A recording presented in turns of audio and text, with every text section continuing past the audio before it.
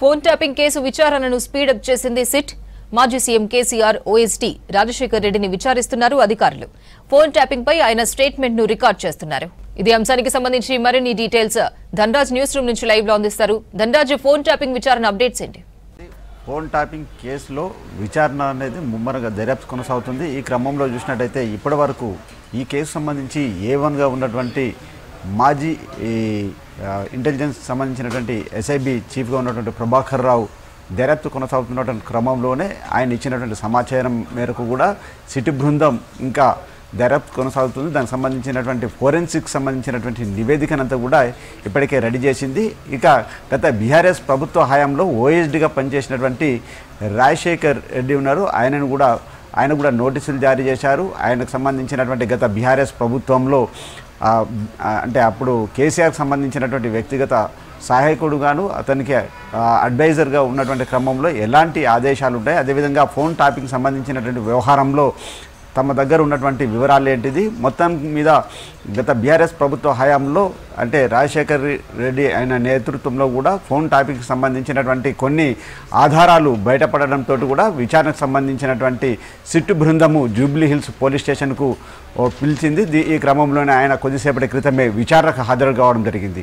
గత BRS ప్రభుత్వ హయాంలో చూసినట్టయితే ముఖ్యంగా ప్రతిపక్షాలకు చెందినటువంటి ప్రధాన పార్టీలో ఉన్నటువంటి కీలక నేతలకు సంబంధించినటువంటి ఫోన్లు ట్యాపింగ్ చేయడము, మొత్తం వారికి సంబంధించినటువంటి కీలక సమాచారాన్ని అంతా ప్రభుత్వానికి చేరవేయడంలో కూడా చాలా వరకు నిందితులు అంటే పోలీసుకు సంబంధించినటువంటి నిందితులతో పాటుగాను గత OSDకి సంబంధించినటువంటి ఆయన పాత్రకు సంబంధించిన వ్యవహారంలో ఫోన్ ట్యాపింగ్ సంబంధించినటువంటి డేటా అనలైజ్ చేసినటువంటి క్రమంలో మొత్తం ఆయన పేరు కూడా ఇందులో ప్రముఖంగా రావడంతో కూడా విచారణకు పిలిచారు. ఈ క్రమంలోనే OSDగా గత BRS ప్రభుత్వ హయాంలో కేసీఆర్ దగ్గర పనిచేసినటువంటి రాజశేఖర్ను కొద్దిసేపటి నుంచి కూడా ప్రత్యేకమైనటువంటి సిట్ బృందం విచారణ కొనసాగిస్తూ ఉంది. అయితే ఇప్పటి వరకు చూసినట్టయితే ప్రభాకర్ రెడ్డితో పాటుగాను గత సంబంధించినటువంటి పోలీసులు ఇచ్చినటువంటి ఇన్ఫర్మేషన్ మొత్తం సిట్కి సంబంధించినటువంటి ఏదైతే ఫోరెన్సిక్ బృందంతో పాటుగాను సిటీ బృందం సేకరించినటువంటి ఆధారాలను అన్నింటిని కూడా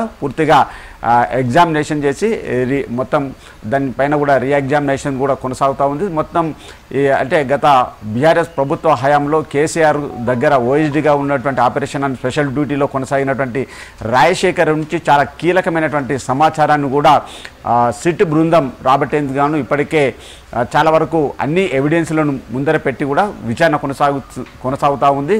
అయితే మరి గత BRS ప్రభుత్వ హయాంలో చూసినట్టయితే చాలా వరకు అంటే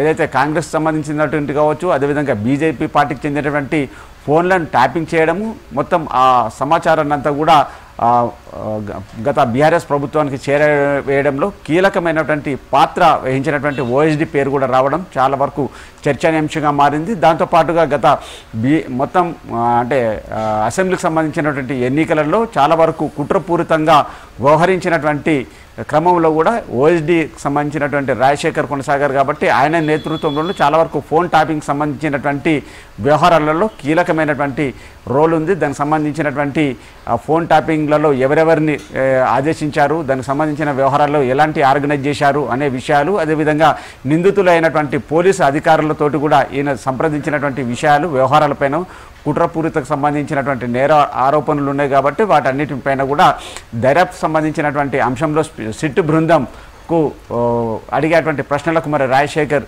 ఎలాంటి సమాధానం ఇస్తారనేది కూడా మరికొద్దిసేపట్లో కూడా పూర్తి సమాచారం రానుంది.